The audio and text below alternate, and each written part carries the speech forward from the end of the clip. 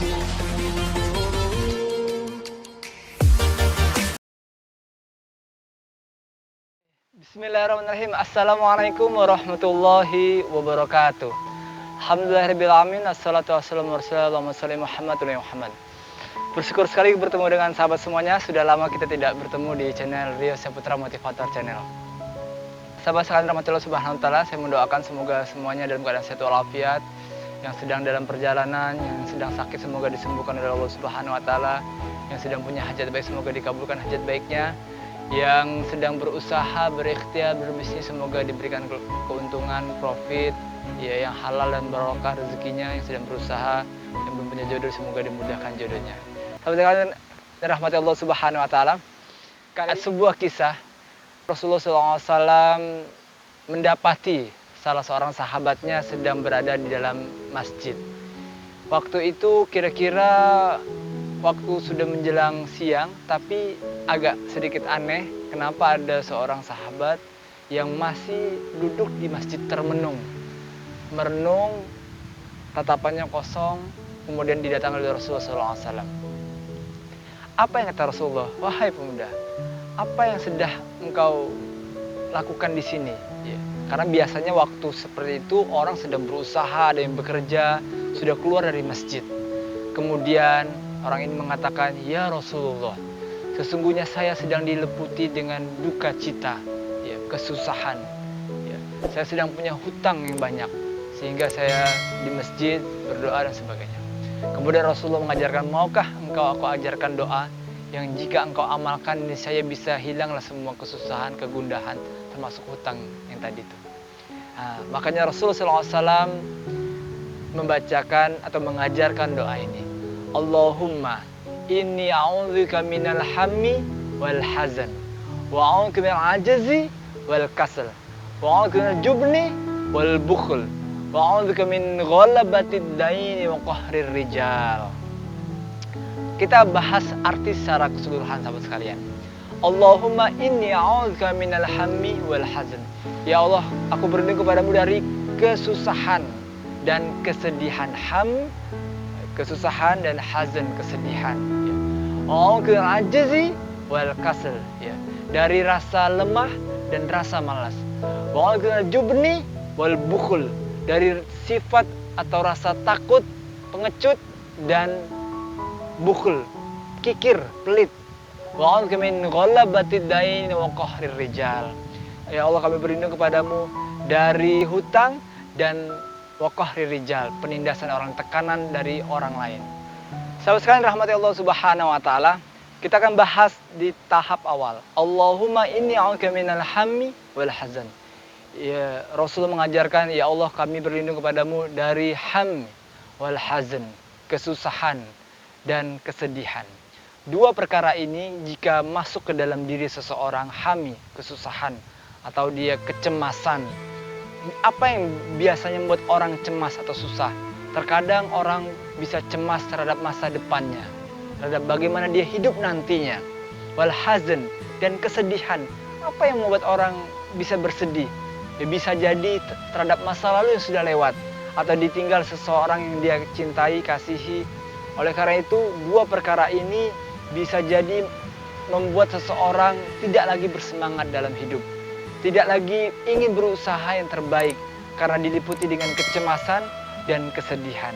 Rasulullah mengajarkan supaya kita berlindung dari rasa cemas atau kesusahan dan kesedihan-kesedihan. Sahabat sekalian rahmatullah subhanahu wa ta'ala, dua perkara ini hendaknya kita mohonkan kepada Allah subhanahu wa ta'ala, dan setan biasanya main di dua perkara ini. Kecemasan, ditakut-takuti terhadap nanti bagaimana hidupnya, ya, dan kesedihan. Coba dulu begini dan begitu. Coba dulu tidak begini dan tidak begitu. Ya, dibuatnya seseorang itu bisa menyesal. Perkara yang selanjutnya, wa'udzubika minal ajzi wal kasal. Ya. Kami berlindung kepadamu ya Allah dari rasa lemah dan rasa malas. Apa itu rasa lemah, teman sekalian? Rasa lemah adalah seseorang yang tidak bisa melakukan sesuatu karena kondisinya. Ya. Bisa jadi lemah secara kesehatan, badan, atau lemah karena tidak mengetahui bagaimana melakukan sesuatu. Sehingga dia tidak punya kekuatan, daya, dan upaya untuk mengerjakan sesuatu. Ini kelemahan. Bisa jadi juga orang itu lemah karena penyakit dan kasal atau rasa malas. Nah, ini yang Rasulullah SAW minta berlindung dari rasa malas. Kalau lemah tadi bisa jadi dia karena tidak ada kekuatan atau unsur fisik untuk melakukan sesuatu. Tapi kalau rasa malas, sebenarnya dia sudah punya kekuatan, dia sudah punya kemampuan untuk melakukan sesuatu, dia tahu untuk melakukan sesuatu apa yang bermanfaat, tapi dia tidak lakukan. Ya, rasa malas membuat seseorang yang pikirannya cemerlang, yang tubuhnya sehat, itu tidak bisa mendapatkan manfaat yang banyak dalam kehidupannya. Teman sekalian rahmatullah subhanahu wa ta'ala. Oleh karena itu, Rasulullah SAW berlindung dari rasa lemah dan rasa malas. Orang yang pemalas itu cenderung menjadi batu sandungan bagi orang lain, bagi institusi tempat dia bekerja, bagi orang-orang masyarakat di sekitarnya. Orang yang malas kadang-kadang waktunya sibuk membicarakan orang lain, tapi dirinya tidak bisa produktif, tidak bisa mengerjakan hal-hal yang bermanfaat untuk dirinya, apalagi untuk orang lain. Saya akan berikan tips bagaimana supaya bisa bersemangat dalam hidup. Ya, ini dikisahkan dalam sebuah hadis sahih Rasulullah SAW. Setiap malam ketika kita tidur, ada 3 ikatan yang setan lakukan dalam setiap manusia. Dan 3 ikatan itu akan terlepas dengan 3 aktivitas. Yang pertama, ketika orang bangun malam, ya, dan lalu berzikir kepada Allah Subhanahu Wa Taala, lepas 1 ikatan.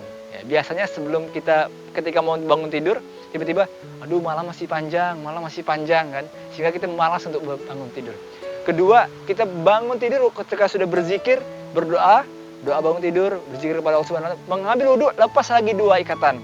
Dan ketika kita sholat, lepas ketiga ikatan.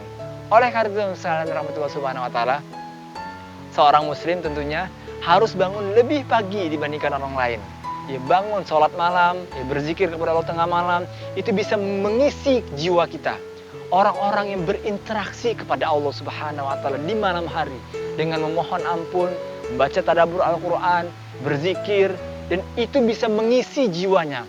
Orang kalau jiwanya terisi, sehingga akan terhindar dari sifat-sifat yang tadi.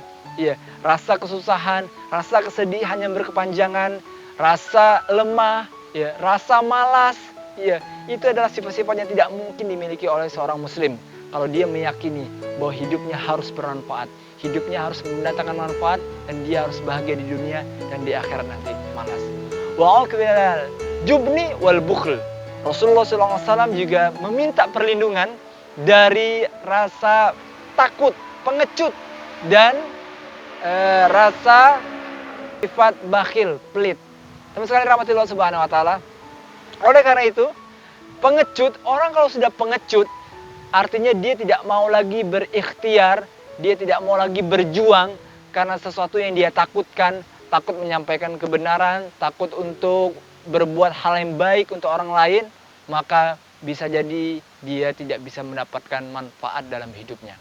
Oleh karena itu, teman sekalian, rasa pengecut ini hendaknya kita hindari, ya, menginstal keberanian. Bagaimana cara menginstal keberanian? Caranya adalah kita yakini bahwa Allah lah yang menetapkan segala sesuatu. Allah lah orientasi utama kita dalam hidup. Orang yang memfokuskan hidupnya hanya kepada Allah Subhanahu wa Ta'ala, maka semuanya di dunia ini menjadi kecil. Tapi kalau orang orientasinya bukan kepada Allah dan selain Allah, maka rasa takut itu akan menghantui dirinya. Bagaimana saya bisa makan, bagaimana rezeki saya, bagaimana usaha saya, semua jadi dia khawatirkan sehingga mengabaikan Allah Subhanahu wa Ta'ala.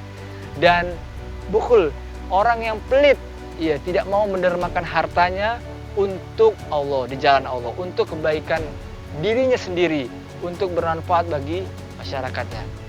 Kedua perkara ini, teman sekalian, bisa jadi orang miskin, bisa jadi orang tidak punya sesuatu, tapi berani pakai.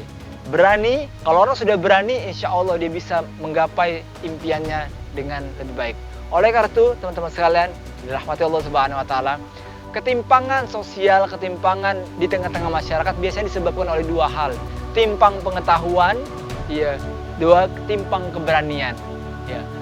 2 hal ini membuat ketimpangan terjadi di masyarakat. Orang yang timpang pengetahuan, yang satu lebih berpengetahuan, punya ilmu, berbeda kehidupannya dibandingkan orang yang tidak mengetahui. Dan demikian Allah mengatakan bahwa apakah sama orang yang mengetahui dan orang yang tidak mengetahui, orang yang melihat dengan orang yang tidak bisa melihat, tentu berbeda. Yang kedua, orang tahu saja tidak cukup, tapi harus berani. Ya, berani mengamalkan apa yang dia ketahui, berani untuk bertindak, berani untuk mengeksekusi impian-impian besarnya dalam hidup.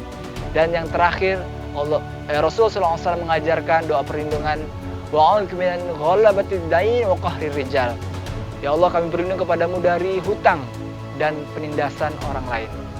Hutang ini teman-teman sekalian, ini yang dirasakan oleh sahabat Rasulullah tadi, bahwa hendaknya kita berlindung dari hutang-hutang yang memberatkan diri kita.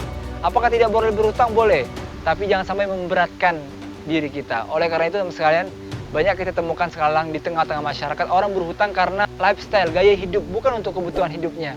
Dan kita berlindung dari hutang-hutang tersebut dan penindasan orang lain.